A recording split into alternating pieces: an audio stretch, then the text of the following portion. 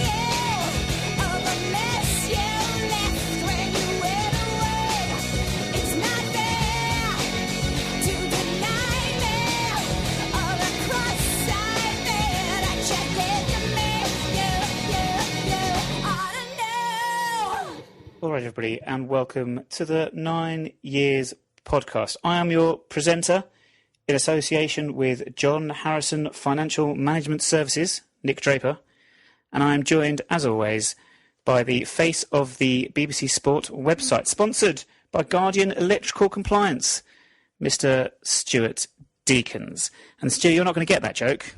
No, what we've got new sponsors. I'm quite honoured. What are they paying us?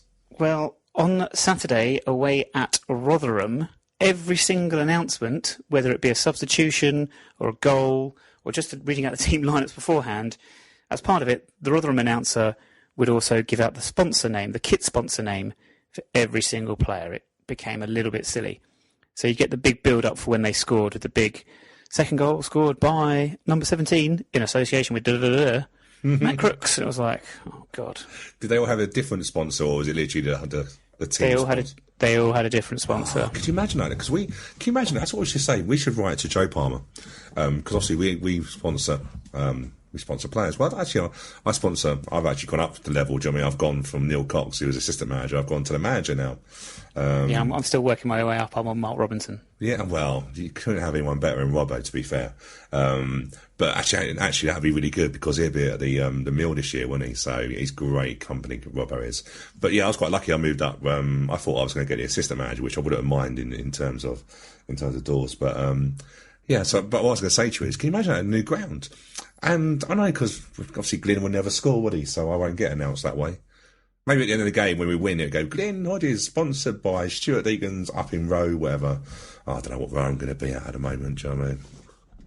Neither does anybody. Neither do I. Nobody knows. We'll talk about it in a minute, actually, because that is what we will discuss on this week's podcast. We are going to talk about, well, obviously we'll talk about the Rotherham game, the Oxford game, but probably the less said about that, the better. We'll preview the Blackpool game coming up, all the other usual things. But let's start with the new stadium and the Bond. And some fantastic news. So the Bond has now been extended until the 14th of May. Now, I can't think why they chose that date. Any ideas? No. Is it the end of the season? I don't know. It's an interesting day. It's an end of season thing, isn't it? Do you know what I mean? Something must have happened at the end of the season that was good. I don't know. Maybe it's some sort of anniversary of some description. I don't know. Maybe. But if anyone knows, you know what to do. But yes, we have now. I'm going to go and check out exactly how much money the Bond has gone up to now. But we smashed the £5 million mark, which is outstanding, and the target has now been raised to £7.5 million. So we're on just 5.25 million, almost pretty much bang on, which is I think it's about the amount of money that Nick Barmby signed for Middlesbrough for in about 1996. But that's an insane amount of money. Spurs, wasn't it, if I remember properly? Probably, yeah. Nick Barmby, that's a name from the past, isn't it? Well, I was watching some rugby league earlier. This is so random. Was he moved into that league? Well, this is it. I was watching some rugby league, and they were showing some highlights. And rugby league is one of the other sports that I'd actually watch, because, you know, rugby union's just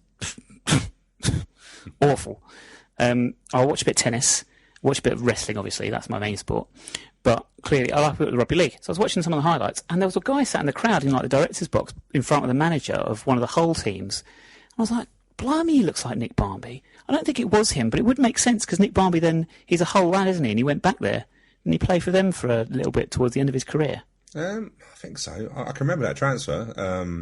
But yeah, that's a name and a half, isn't it? Crikey, some of the forgotten England players and stuff like that.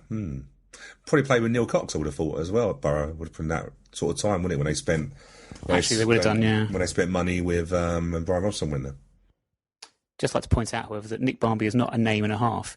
If you wanted a name and a half, you could do something like Nick Barmby and Chris Bart.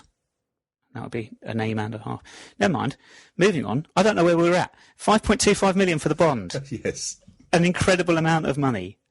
Absolutely outstanding work by everyone involved. So we've now got 3 more months to try and push this towards £7.5 million, and which of course was the transfer fee of John Hartson back in 1999 to Wimbledon from West Ham.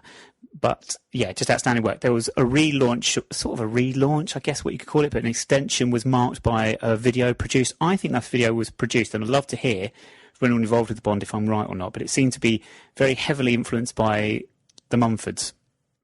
So Mumford and Sons, Marcus Mumford, seem to have their prints all over it, including obviously the music in the background. But fantastically well-produced video, trying to encourage and entice more people into this bond, which is going to really reduce the levels of bank debt that we are facing I say next season, but over the however many years it's going to be. Yeah, I thought it was a really smart move, actually, to have Mumford and Sons on there. They're such a well-known world group, aren't they? And it was great to see Marcus Mumford really, enjoying himself and looking like one of us, excited about what's happening. Yeah, great. And the bond smashed to 5 million. Yeah, no doubt it slowed down straight away after the Friday deadline. I think the video is excellent video. But I think the trick is now is to see.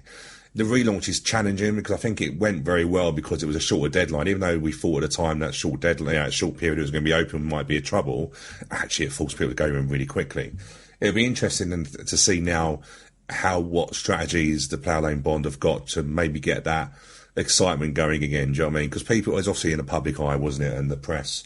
But even if we, for argument's sake, even if we got 250 grand a week in it for the next, what must it be, another 10 weeks? We'll get up to 7.5 million. So all we need to do is just creeping up now. And like we say, every time, I think someone said the other day, I read, and I'm not going to say it's correct, but they said every 250 grand we get saves 30 or 40 grand on interest if we go through a commercial loan. And that's additional money into squad. So yeah, when you look at it that way, it's just a great effort. And like I say, the video, I'm really excited, really excited at the moment. And there's a feel good factor to the club at the moment. Just don't look at the results. Yeah, we won't talk about the football, but what I will say is perhaps we should look at getting someone from the Dons Trust Board on the show in the next couple of weeks just to talk us through next steps in terms of financing, because as well as the bond is doing, there's still a lot of money to be found, and time is running out for the stadium in terms of we want to be there in August. Yeah. And there's a lot of work to be done. And there's still a lot of questions, isn't there? I know we've got a few people from the Dons Trust Board who listen to the podcast and stuff. I suppose, I know everyone's manic at the moment, but I think there's lots of questions, so we've looked around the financial side of it. But we had the ground plans that were released on the Merton Council site, and there's certain things sometimes we've all looked into it, and for me personally, I'm looking at where disabled exit is for my father-in-law and all bits and pieces like that. I think sometimes it'd just be nice if we had some little things like some commentary of where we are, what's been decided, what are the next steps. Joe Palmer's done that a few times on podcasts and stuff like that, but I think fans are generally excited. But I think the club, if they can, just need to get on that wave, if for the figure of speech, and just do some updates. Where are we? What's the next stage? It doesn't have to be Joe Palmer all the time. Just somebody just to update us, maybe, I don't know, every other week or every week. It doesn't have to be massive, but this is the update, because we're all excited, but we all have little questions as well, so they might be able to alleviate some of our concerns or questions. One question that a lot of people have right now is, what division will we be playing in next season? Now, I still am 100% confident we'll be in League One next season. However, people are starting to wobble a little bit, not helped by our poor form. You were telling me before we started recording, Stu, it is now, 1 win in 8? Yes. And the last time we won was Peterborough, so is that 5 without a win? Yeah, and then the last win before that was Bristol Rovers on Boxing Day, wasn't it?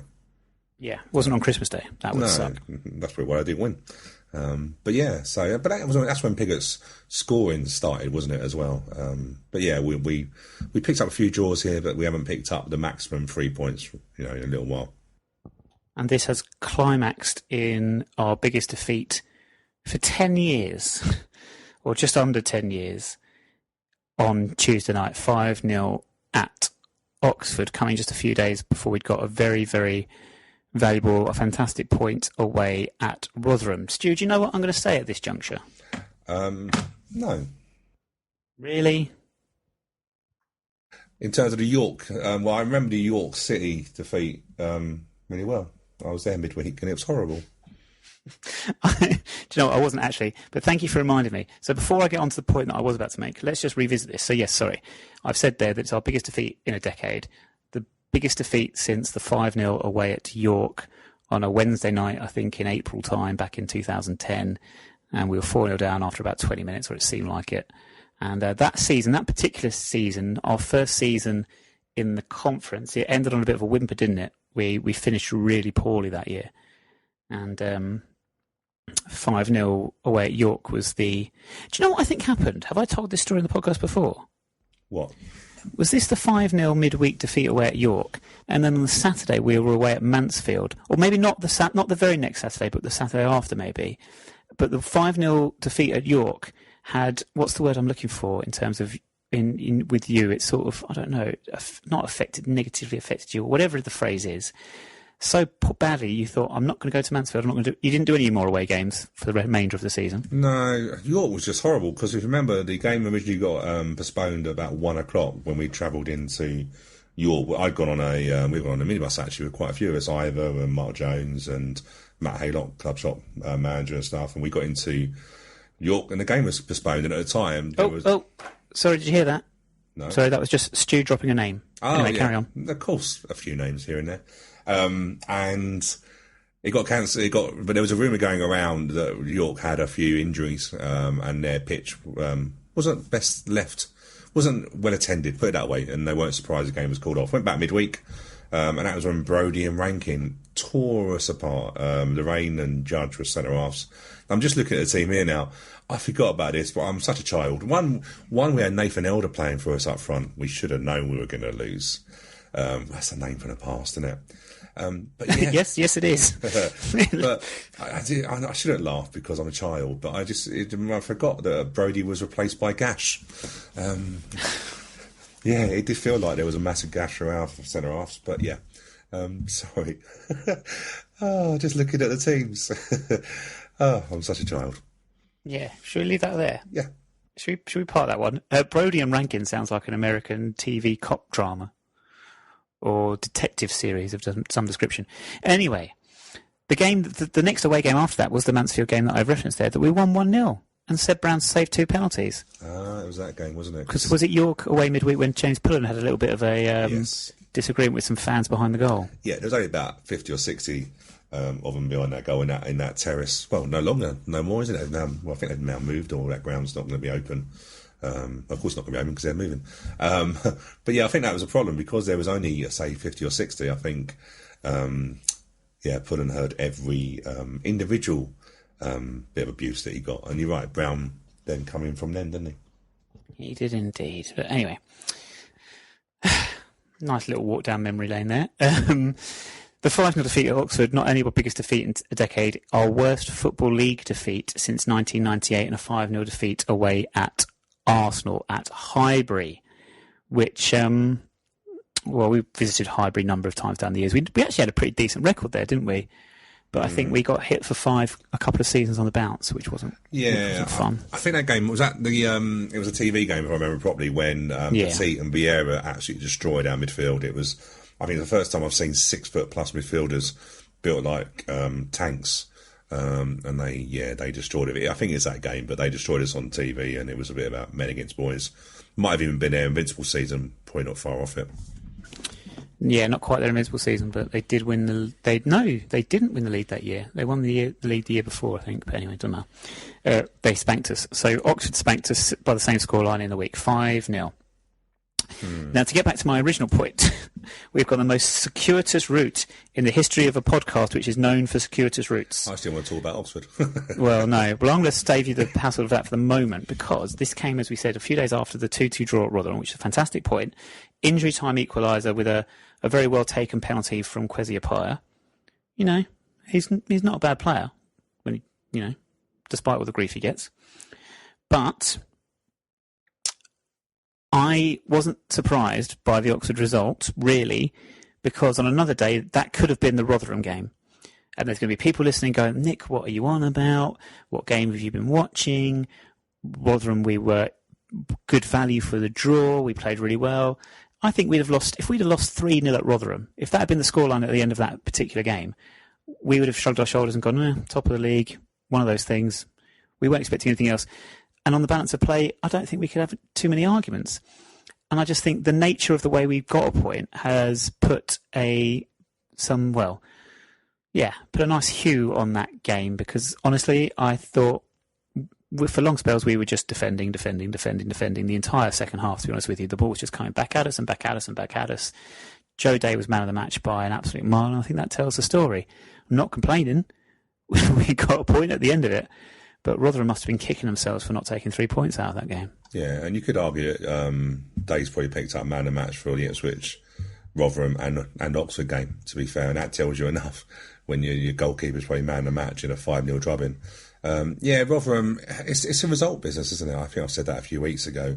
You're not really, realistically, we might have, we got a 2-2 draw against Rotherham, and that all people are going to see is it's a 2-2 draw against the team that's top. Doesn't really care about the performance because you got a draw. However, then if you get drubbed 5-0 Oxford, all of a sudden the performance is really bad. It probably was on a level with the Rotherham game, but we just got a bit of rubber to green. We got a late penalty, which the referee's done really well there, because they're sort of things that you sort of think, team top of the league, last minute, do they get given? But the referee made a good decision. I wouldn't have been surprised though to have seen that not given, just because of the situation and the time of the game. One thing I did was really surprised at, because I thought when Kwesi scored it, I naturally assumed that Joe Pigott was not on the pitch. However, Joe Pigott was. So, yeah, great penalty. No problem about that. But I'm just interested as to why our top goal scorer didn't take it. I know he's missed a few penalties. But there was a few people that I think would have been in front. O'Neill, great on set pieces. Interested that Appiah took it. Great finish. I'm not saying that Kwesi should have taken it, because it might have been a case that he wanted it and he had the cojones to take it. It was a great penalty, but yeah, just interesting how he took the pen. I'm going to suggest I agree with you. Maybe Pigott's recent history with penalties went against him on this occasion, especially the Milton Keynes game earlier in the season. Yeah, I'm just always a believer that forwards take penalties. And I know Kwesi's a forward, but Kwesi's been on the sidelines or injured for a long while. And again, like I say, I'm not taking the penalty away from it. It's a great penalty. It was just an observation that I had, and I was surprised that he took the pen. Yeah, he's not the only player to have been out a little bit this season. And again, in a sort of circuitous route, looking at this 5-0 defeat in the week, a few changes that we've made, especially in midfield. We've had a few changes over the course of the couple of games. Callum Riley picked up an injury, so he was unavailable for the Oxford game, and Anthony Wordsworth out the squad again. And Scott Wagstaff being slowly nursed back into games by the looks of it. So what do you make of our team against Oxford? Because we don't want to get on the back of individuals, because we had this conversation last week. But I felt again we were just a little bit lacking in. It's funny how we referenced there the Petit, ridiculous comparison, but Petit and Vieira combination of those two midfielders just ran the midfield like up and down and strong and dominating and everything. Everything that, if you were to reduce it, or not reduce it, but ratio it to League One level, you'd look for in your centre midfielders. And Rotherham had a great one in Crooks, absolutely dominant presence in the middle of the park, and we're just lacking in that area, aren't we? Especially, like I say, no Wordsworth, no Riley on Tuesday. Yeah, we definitely struggled in that area. Nothing against Sanders and Hartigan, but look at the ages of them. And then Sanders, yes, can win a ball, but he's not. O'Reilly's a lot better in that situation. And Wordsworth can put a tackle in and stuff, but the Wordsworth situation is just ongoing, isn't it? We're not getting enough games out of him. It looks like it could be a couple of weeks. It's really frustrating, but we've got to look at that in the summer. The middle of the park was where we lost it. It looked, Glenn said he played. We changed formation a couple of times in the first half. It looked to me like we started off with a 3-4-3, with Lammy and Piggott on the outside of that. But in the end, they got driven back so much that they basically become extra fullbacks, and then it just isolated Piggott up front, because every time we got the ball, we knocked it long, and in a lot of times you had 2 or 3 around him just to start the attack again. It's difficult. I had a few people moaning about Guinness Walker, but you just sort of think, when they're overloading so many times, you can't keep inviting teams to put that pressure on you and I hope you get away with it. The goals we conceded were disappointing in terms of some balls across our box and stuff like that, but didn't surprise me. I just, when we went down, I think it was 3-0 we went down to, I think Apaya, Wagstaff come on. You just wonder whether Wagstaff, could he have started the game? Could he have started in midfield? He's moved around quite a lot. McLaughlin seems to have kept the right wing back, but I think O'Neill's better in that position. We had a centre-half sitting on the bench. We just keep moving the squad around, and sometimes the balance just isn't right. It's interesting you mentioned about formation, because I thought on Saturday at Rotherham it was identical in the way we set up in terms of it was a 3-4-3.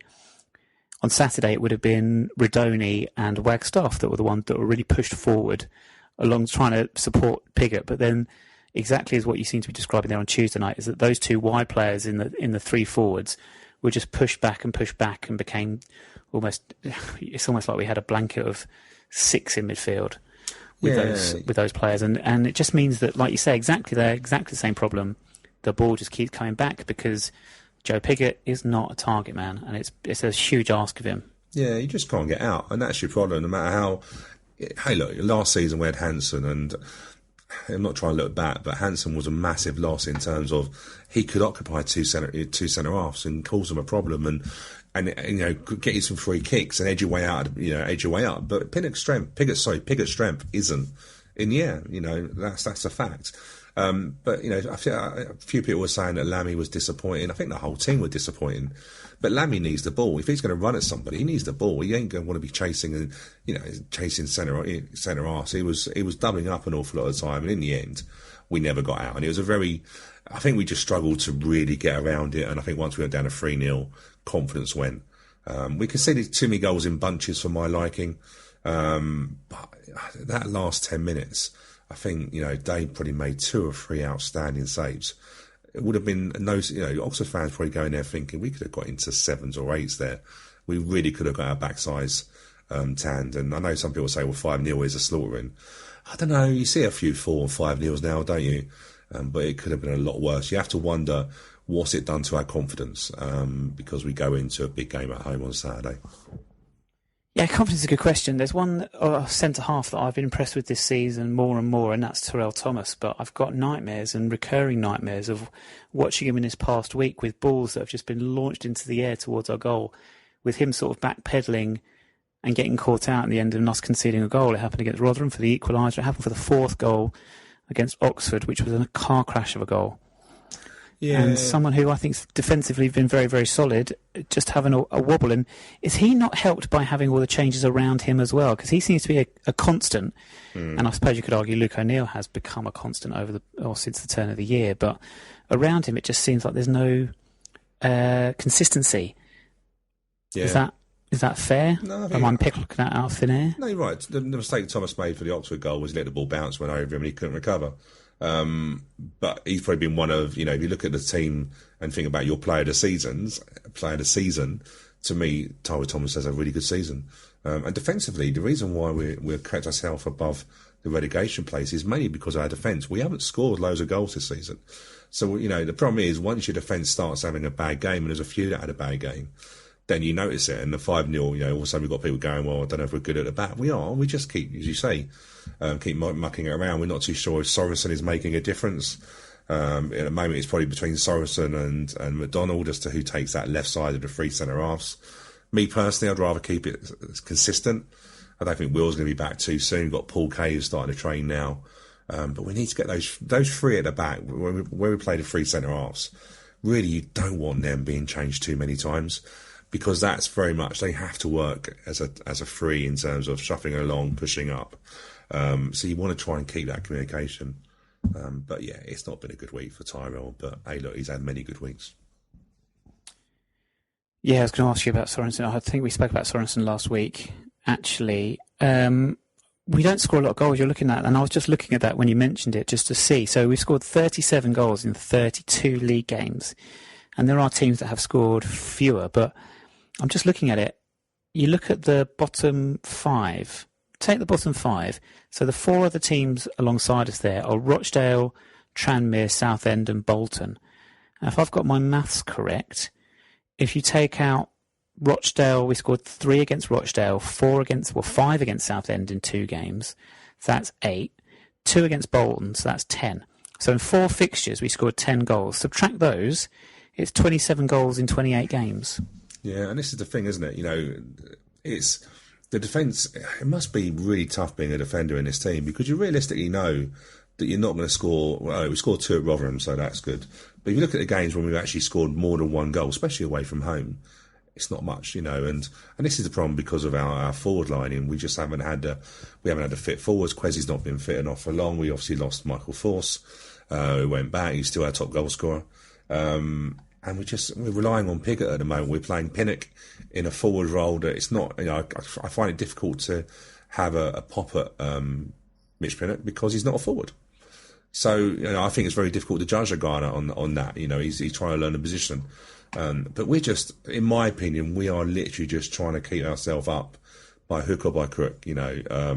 And then, you know, we said it before, we don't have the players to fit this formation. We don't want to change the formation, but you have to accept sometime we get the balance wrong, and that was Oxford punished us on Tuesday night. And speaking of forwards, Adam Roscrow. I referenced this on Twitter, and we'll come on to Twitter in a bit as well. On Tuesday night, you say Glyn Hodges, you're sponsoring his kit this season. When you're on the table with him at the end of the season, please ask him why managers bring on players like Roscoe, who's not been involved all season, has barely got 45 minutes of action throughout the entire season. You're 5-0 down away from home, or maybe 4 at the time, and with 3 minutes to go, you bring him on. Why? So, I don't know. It's frustrating, it really is. You have to think he's not going to be here next summer, or he's going to be loaned out. But yeah, if you look at the minutes on the pitch, 187 minutes on the pitch. What, Roscrow? Roscrow. Really? He's got that many? 187. So he's. Where's he? Has he been playing in some of these stupid non-proper cup trophy shitty games? Possibly. 38 games it goes over, so probably is. Been in the matchday squad 18 times, played 8, started 8. Give you to balance that. Julien Lamy has 105 minutes, and he's only been here a couple of weeks. So that's not right. That's just not right. It's going off my very trusted site that's normally very switched on with these things. Lamy's not played 105 minutes for us. There's absolutely. Oh yeah. Oh no, hold on. Did he play 90 minutes on Tuesday night? Let me have a look. That might answer it, because that's not sounding. He's been in the squad 3 times, 2 starts and 1 coming on from the bench. No, 1 yellow card, sorry. There must be a Rotherham game he played. He's not started twice for us, has he? It was his first start on Tuesday. Yeah. But it could still be 105 minutes. So sorry, I've distracted us all there, listeners. But the Roscoe situation is, you're right, you know, he's getting I don't think he's getting many games in the 23s. That's the problem we have now. We don't really play many league games now. The 23s is a little bit difficult because we're loaning players out now. So sometimes the 18s are coming into that. So, you know, we were meant to loan out our academy kids. But the problem we've got now is we've got quite a lot of injuries. So actually, you might find that Wood would have still stayed out on loan, and maybe Roscoe would have gone out on loan. Probably could have done with that, but we couldn't do that because we needed bodies to fill the bench. But I think it's just we just didn't recruit. If we review the season in May, our recruitment in the summer wasn't up to scratch. We see the gaps now. So there's a big job to do in the summer to, you know, if we're going to play as 3-5-2 or 3-4-3. We've got to have a little bit better options and players that can fit into the positions. Yeah, so I do apologise. That is all correct. It was just when I first heard it, I thought that can't be. But you've got 90 minutes on Tuesday, so that would add up to 105 minutes for us so far. Roscoe must have played in a lot of these cup trophy games, I guess, because I've barely seen him this season. I can remember him coming on 3 times to my memory, but I could have that wrong. But don't know. We've got to where we need to be. Sort of. Final point I want to make, by the way, is all this talk about strikers and what have you. We had more opportunities against Oxford than we did against Rotherham to score. Just saying. just making that final point. But anyway, you've mentioned the league table, you mentioned Tranmere. We are, 7 points ahead of them, yes? They have 2 games in hand on us. This is causing a little bit of disquiet amongst certain members of our fan base, but I'm not bothered. I think Tranmere are really poor. I don't think they're going to get 8 more points than us between now and the end of the season. I just don't see it happening. Yeah, if you look at their form's even worse than ours, and their last 4 games, if they need to get points out of them, then our last 4 games are miles better than their last 4. I think they have more chance of getting wins at home. I'm not overly concerned at the moment. Yeah, people always say they've got 2 games in hand, but as we know at this point of the season, especially when you're in a relegation, you'd rather have the points on the board than the games in hand, because the reason you're down there is because you're not getting many points. So it's unrealistic for them to win both those games in hand. If they do, hey, we still got to play them at home on March the 21st, which is very quickly going to become probably our way it's going at the moment is probably going to determine how comfortable our end of the season is going to be. If we win that 6-pointer, then I think Tranmere are out of it. But that's really all. That's all to look at the moment. It's just really us and Tranmere. Nothing else really matters. It's a result-driven business. We have to win. No matter how we win, we have to win or pick up points. And Tranmere are the ones that have got to do the pushing. And with all that said, looking back on the week as a whole, who do you think had the best week for us? Or do I already know the answer to that one already? The best week? Well, Kwesi. I'm going to give Kwesi the best week because he made, he managed to get on, and I'll give him credit. He stood up and took the penalty. It was a great pen. You don't save those, as the saying goes. I think it's important to recognise when Kwesi does something well. So yeah, I'll give Kwesi as having the best week. Worst week? Yeah, and I know what you're going to think, because I probably would have said Dave, but that's too bloody, that's too obvious. The bad week, yeah, Tyler Thomas had a bad week, didn't he? But, he's had many good weeks, so that's nothing too bad. We're going to come back onto Kwesi shortly. We've not mentioned the quality of our goal at Rotherham. Can't believe I forgot to talk about this. It was our only shot in a game and a half of football. When you factor in the Ipswich game and the Rotherham game, it was our only shot on target. Wow. It was our only shot in the first half at Rotherham. But what a shot it was. We moan so many times, don't we? We don't shoot from distance. And it just shows you, doesn't it? Do you know what I mean? The balls can hit a divot. Well, not many divots nowadays, is there? But just shows you, just have a shot. If you don't have a shot, you don't, don't buy a ticket, you don't win a lottery, that sort of things. So I was trying to make a joke on Divot Origi playing for Liverpool, but I thought better of it. Kwesi, as you've mentioned him there, it's going to bring us on to what I have on the format for us this week. Kwesi and social media, right? Because yes, very good penalty, took it very, very well. Was unlucky not to force a good save out the keeper on Tuesday night as well when he came on. Probably should be started now. He's back from injury. How long he lasts, we don't know. But it should be starting, because if you're going to play 2 up front, as you said, you need a striker to partner Joe Pickett. But social media has reared its ugly head once again. And it's got me thinking about things. So Kwesi has taken to blocking a few more people on Twitter, a few more Wimbledon fans on Twitter. Who knows why? Quite a lot of jokes at his expense on Saturday with the eyes and the egg timer emojis when he scored the equalising goal. And people got a bit upset in both directions. Why are people upset about this? Got me thinking, and Stu and members of the podcast team will know that I'm having a bit of an existential crisis at the moment with social media and Twitter in particular. But it got me to thinking, what is the point? Why is Kwesi even on Twitter? And why does it bother us when he blocks people on Twitter? Like, what is the point of him being there? And I don't mean this in like a negative way, but this goes for anyone. Like, why? Why are you on social media? Why are the players on social media? What are we actually getting out of them being on social media? Are we really getting out that much? Is it not just really a bit all pointless? Hey, it's a difficult one, isn't it? I remember saying a couple of seasons ago when we were doing really well, that, it was interesting. Some games I think when the Barry Fullers were here, and there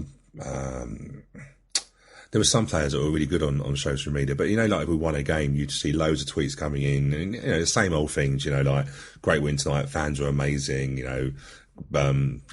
Bayer was a big one for that, but then Bayer's always on there. Sammy Moore, hashtag buzzing. Yeah, exactly. I think the problem is that as fans, social media is massive, isn't it? You know, we want to know. Twitter is especially a big thing. Most of the footballers have it. I understand fully why a lot of clubs have social media policies, because it's a minefield. Because equally, when you win a game, social media, all the fans are looking out and going, oh, you know, they've said well done to the fans, thank you. It gives you a little bit of a pat on the back if you've travelled. But then when you lose, you're then looking at the same tweets and going, well, they can't be enjoying themselves. And if they are enjoying themselves, why are you enjoying yourselves? And then you overanalyse every tweet. And Quezzy's just had a bit of a nightmare on social media. But he's been a target. And I'll be fair to Quezzy. He's been a big target for the last couple of years because of the contract he got. Let's be honest with you. He didn't go there. Well, he might have come in. His agent might have come in and go, look, if I'm going to join Wimbledon, I want X, Y, Z. But ultimately, we were the ones that said, yes, we'll give you that contract. We'll give you that salary per week. That's us. That's our fault. It isn't Quezzy's. So the problem with Quezzy, he's had that little bit of I don't think he's ever been a fan's favourite, because ultimately we see that he's wasting a lot of money. But if we're going to argue, that's down to Eric Samuelson and Neil Wardy for giving him that contract. It's not his fault. But Quezzy just obviously doesn't like criticism and doesn't really care.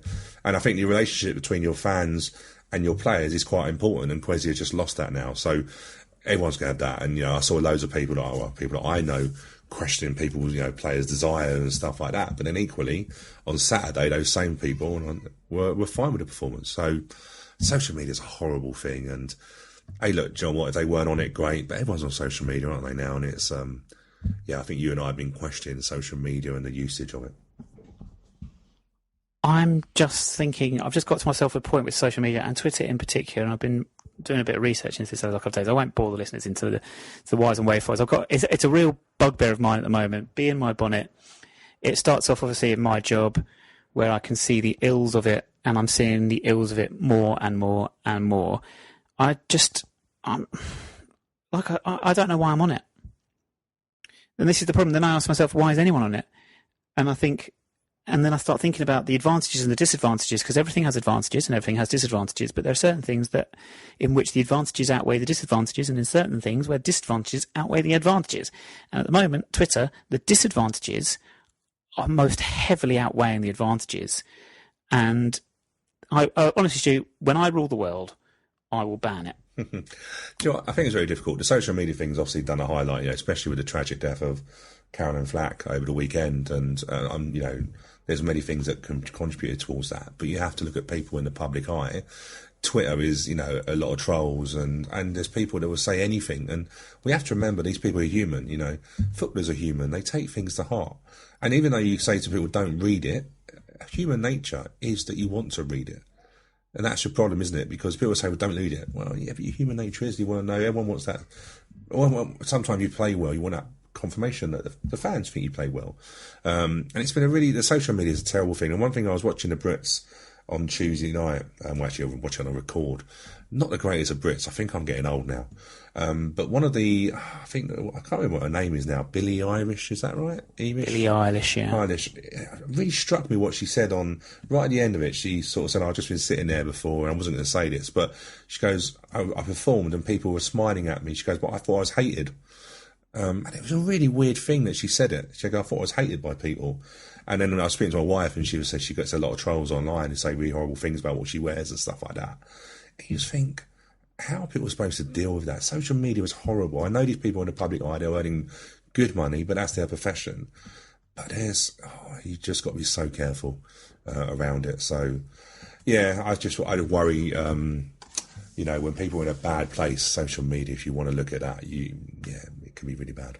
Yeah, I mean, I've said before, I've noticed the negative impacts of my behaviour with it in terms of the addictive element of it. And in reality, what am I looking at it for? What am I hoping? I'm just going down rabbit holes and getting myself annoyed with people. I'm feeling my stress levels rise because I see people and I think I disagree with them, or the way they've gone about saying something or anything like this. These are people I've never met, people I'm never going to meet, people that are going to have no bearing on my day-to-day life whatsoever. So why am I bothering about it? And that's on me personally, and I'll deal with that myself. But then I look at wider context, like you say, Billie Eilish there's a good example. It's like, back in the day, I suppose she might have cared if she got a bad review in the NME or something, or in the paper. But then the old phrase used to be back 20 years ago, well, it's tomorrow's fish and chip paper. So why now with Twitter, which is even more immediate and even more easily forgotten within a nanosecond, does it seem to have so much cultural weight and significance? Yeah, it's interesting. Like, when you look at gossip magazines and these magazines that critique. Again, I was chatting to my wife about it, and she was saying, especially after the thing that happened on the weekend, you still had the magazines that were launched. Apparently, were critiquing the worst 10 dresses of that week. These magazines, they go on basically gossip and basically they want to critique people. But you can turn it around to football as well. If you look at football, the amount of shows you've got ex-professionals giving their opinion on how bad they are and stuff like that.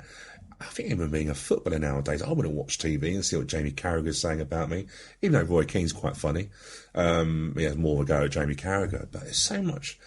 Everyone's got an opinion about everything, haven't they? And it must be a minefield. Can you imagine if Wimbledon did a thing about the worst 10 dresses? If they critiqued us or our dress sense, do you know what I mean? Or what Kwesi wore in his spare time and that. We'd have a field day, wouldn't we? It's just everyone's got to have an opinion about everything, haven't they? And that's social media for you, because on social media you can be who you want to be. You can say what you want to say within reason. There's no consequence. You don't know their lives. You just say what you want to say. Yeah, I mean, in terms of the podcast, like I said to you before, Stu, I beg people to criticise us. It's fine. I think we can handle it. Come at us, say what you want to say. It's fine. But not everyone exactly is like that, and people tend to not do that anyway. Most people are very pleasant about the podcast, and we'll come back to some of the comments I received this past week, actually, Stuart, in a moment. But from a football, ignoring the societal issues at the moment, and I do think as a society we're more divided than we ever have been. I think social media has played a key role in this, because people tend to go on social media and they don't tend to listen. They just tend to double down on their own opinion, and then they get involved in. You can see things that have happened in the news today, for example. And if you were to go onto Twitter, which I did because as an experiment, I wanted to see if what I thought was happened is what happened. So there was an incident today on Thursday. We won't go into the details of it, but people on one side of the political spectrum were immediately making judgments defending their own political beliefs and ideologies, and the people on the other side were doing exactly the same thing, and no one was actually dealing with the actual issue of what happened. And this is what happens all the time. In terms of a footballer's perspective and why football goes on there, people say it's great because it brings the players close to the fans and what have you and things like this. I just don't think that's true, unfortunately, anymore, because the players come out with what I guess is just going to be, like you say, clubs have social media policies. They're going to come out with the party line. They're not going to say anything controversial. They're going to come out with the usual platitudes, the usual cliches, the usual tropes, all these things. I don't see what anyone gets out of it. I really don't. I'm really struggling with it at the moment. And if anyone has any thoughts on this, we'd love to hear them. But is there anything you'd like to add to that? No. Like I say, we've been thinking about it quite a lot. We've been talking about it quite a lot, haven't we? And it does make you think. I suppose from I worry more about the kids in terms of, and obviously you're teaching them day in, day out. I do worry about that. And I suppose from my point of view, it's my little boy, in terms of what is it?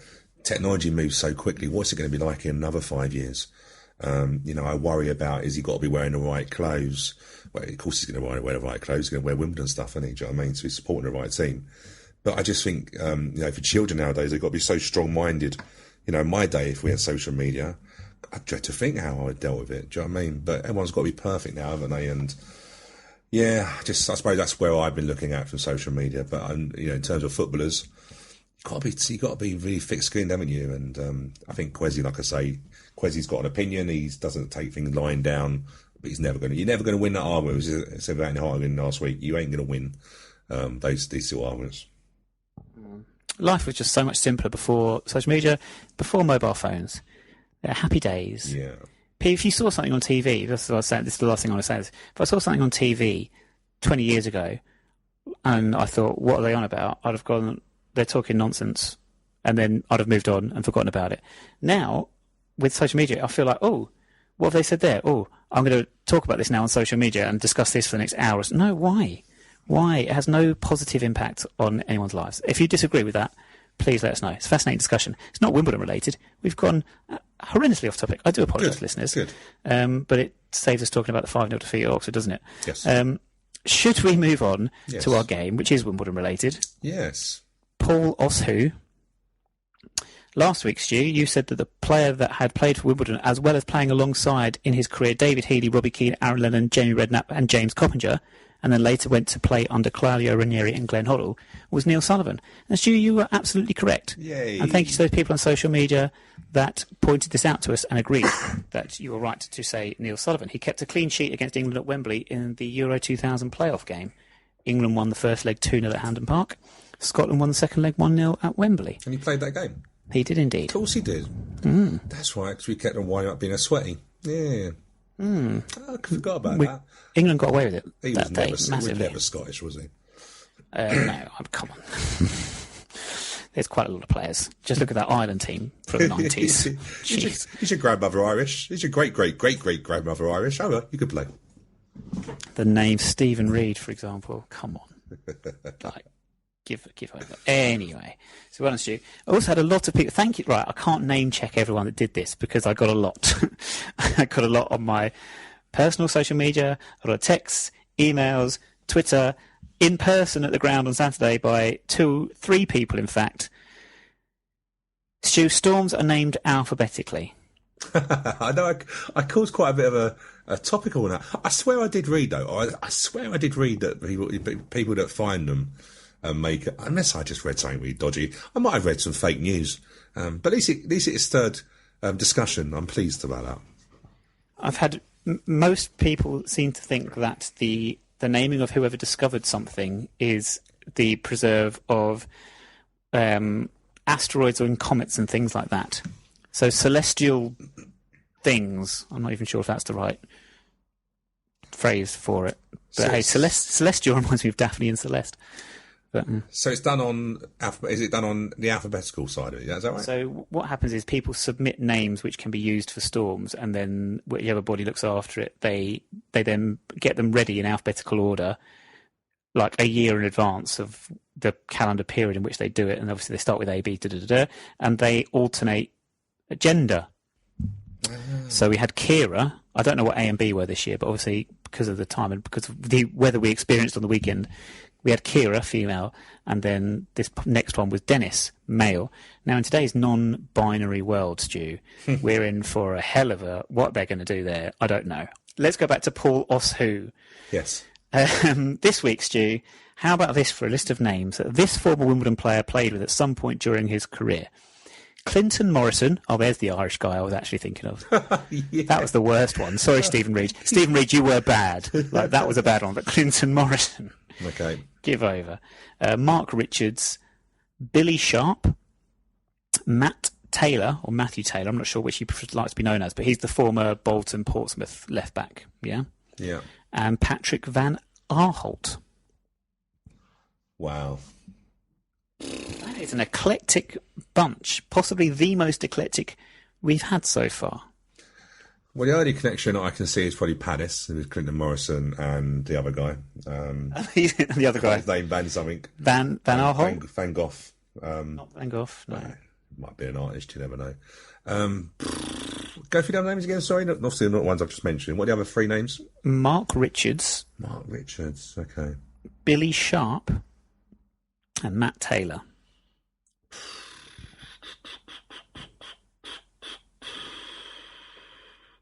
I ain't got a clue.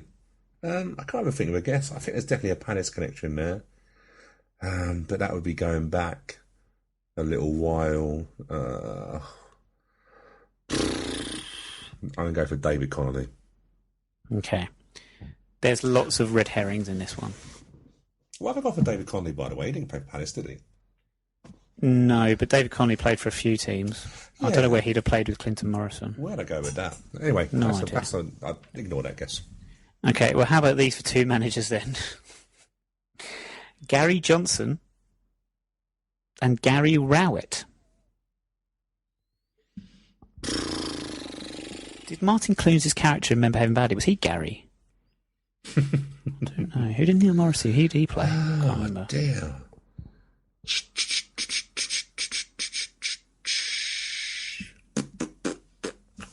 You've done well on this one today, haven't you? Is this a punishment because I got last week's right? Do you know what? This is purely when I sit down to do the script, I go, right, let's find a player, and I thought of a name, and then when I started looking at that player, I suddenly came across a mountain of information, a treasure trove of information in terms of clubs he'd played for and players he played with, and it just fascinated me that this player has rubbed shoulders with these names. No, I haven't got any guess at all from that one. Okay, the clue is that he had 2 full seasons at the club and he won the Young Player of the Year award both years. I'm not sure that's going to help you out much, particularly, but Mark Richards, I think, is a good. There's a clue in that one. It's a Northampton link, isn't it? Or Port Vale, if I remember properly. I can't think of anyone who signed from Port Vale.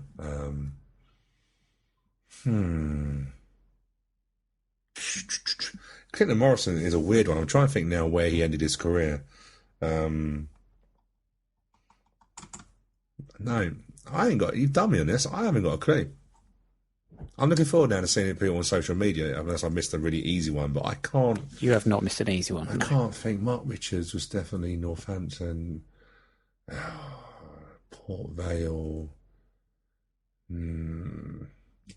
Tyrone Barnett. I think it was at Port Vale. I'll go for that one. Actually, 1 second. He didn't win Young Player of the Year for 2 years, did he? It's unlikely that Tyrone Barnett played 2 full seasons for us and was Young Player of the Year both seasons, but you never know. Stranger things have happened. No. Chris Hussey. I can't think of anyone. You can't think? Okay, well, we should put it out to the listeners. Tweet us at 9YRS Podcast. I might reply. I might not reply. Who knows where I'll be with social media at that point? Just don't know. But email us then, because I'll definitely check that. 9YRS@may14.co.uk. Or if you just see me on Saturday, it'll be a bit of an SAS job on Saturday for me. But if you do happen to catch me, just let me know your thoughts. Right, Stu. Social media ranting aside, we're not doing too bad for time, actually. So looking ahead to this weekend, we are playing Blackpool at home. Good fixture, I think. Blackpool are currently 16th, and they were my pick of last week's results because they lost 2-1 at Bristol Rovers, who you referenced last week as being in horrendous form.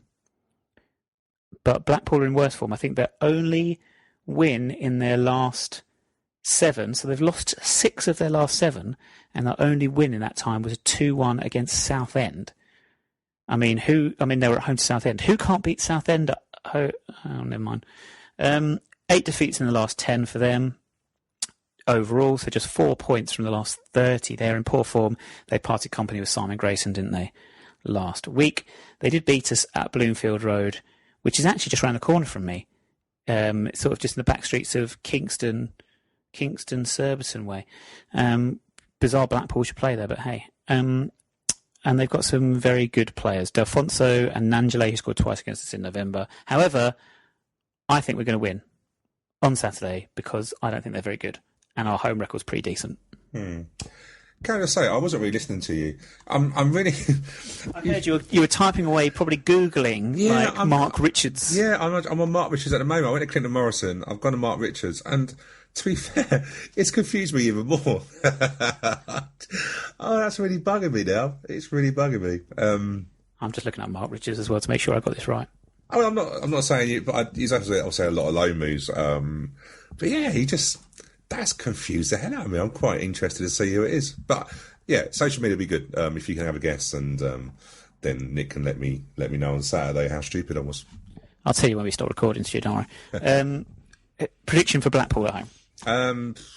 They just obviously new manager, haven't they? So you hope they've got a new manager. No, they haven't got a manager bounce. I think I've read somewhere, or someone was saying that Blackpool haven't scored a goal against us at Kings Meadow. I think they've only played this a couple of times. We haven't scored at Kings Meadow against us. No, I can't recall them having done so, no. I think it actually might be Mikey T who said that on the WDON. But I don't think, at our place, Blackpool haven't scored against us. So that's a good stat to have. Our home form's decent. You have to see how we're going to go from Saturday in terms of... from Tuesday night, I guess. Also, we need to get out of the system and get some points. So, do you know what? I don't think we'll lose. I don't think we're gonna. I think probably a draw, a 1-1 draw. I think we can win it, but we shall see. The pick of the other games, well, as you've mentioned and we've been talking about, Tranmere is the only one we're really looking at, and they are away to Wickham. on Saturday. So I will be paying attention to that result more than any other. In fact, it might be the only result I look towards. And Wycombe, who I've stuttered but actually picked up again and are holding on to their place in the top 6. So they could do us a favour. By the end of Saturday, this could be a 10-point gap to the relegation zone. Yeah, when you look at Tranmere, we've said before, you can only match us up against Tranmere. So go away to Wycombe, then away to Shrewsbury in the weeks. That's one of their games in hand. That's not an easy one. And then home to Fleetwood when we go to Gillingham on the Saturday week. So, yeah, we've just got to match their result. As simple as it is. They've got some really tough fixtures, to be fair. So, and they're going to start feeling the pressure, aren't they? They're going to start. They're not used to this sort of pressure. So let's see how they deal with it.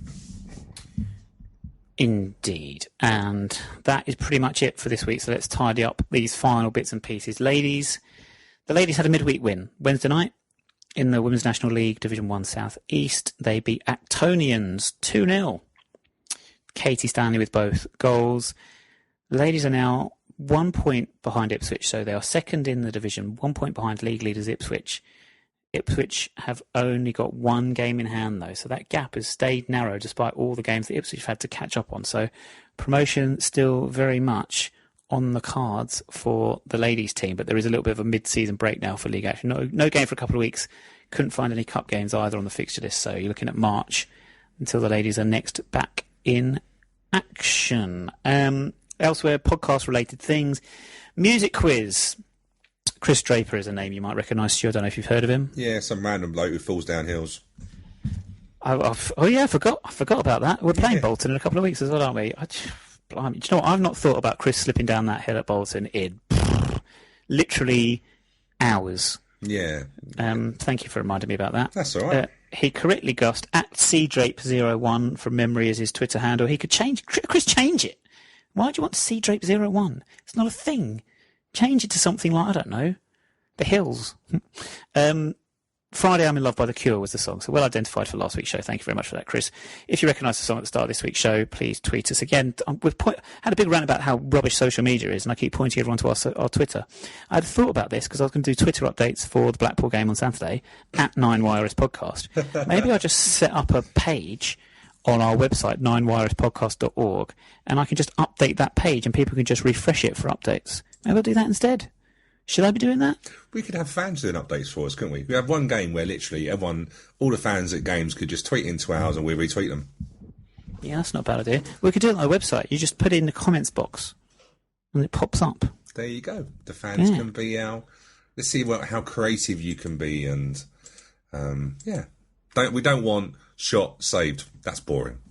No, please don't do that. That's very boring. Or Wimbledon under pressure and then nothing for 5 minutes. You've got to be creative here. Yeah. And chuck in some Alexa Bliss references. I'll love you forever. And on that note as well, there was wrestling at the weekend, Stu. Matt Riddle, right? For wrestling fans out there, I can't stand the guy. Oh, my good God. Oh, my God. I can't watch this man on my television. So when he comes on my TV, I switch it off. It's that bad. He irritates me that much. That said, that is it for the show this week. Can I say very quickly, by the way, you've got to watch the big fight on Tyson Fury and Deontay Wilder. God, everyone loves their boxing. That's going to be a great weekend. And who do you have to win that one? I don't like Deontay Wilder because he's American. Daft racist. Of course. And no, Tyson Fury, I find, and interesting. We talk about mental health and social media. Tyson Fury, that is a heavyweight champion, and yet he doesn't discriminate mental health on that side of it. But I just love the banter between those two. Boxing's all about getting inside someone's head and stuff like that. And but yeah, it should be a great fight. I'm really looking forward to that. It's on Sunday morning from Las Vegas. I mean, if you name your kid Tyson Fury, what do you expect them to grow up to become? Really? Well, yeah. Love Sports Show next Thursday, 10 o'clock. George Jones, Kevin Boris for the Wimbledon Fan Show on there. Otherwise, that is it. Thank you very much for joining me this week, Stu. No problem at all.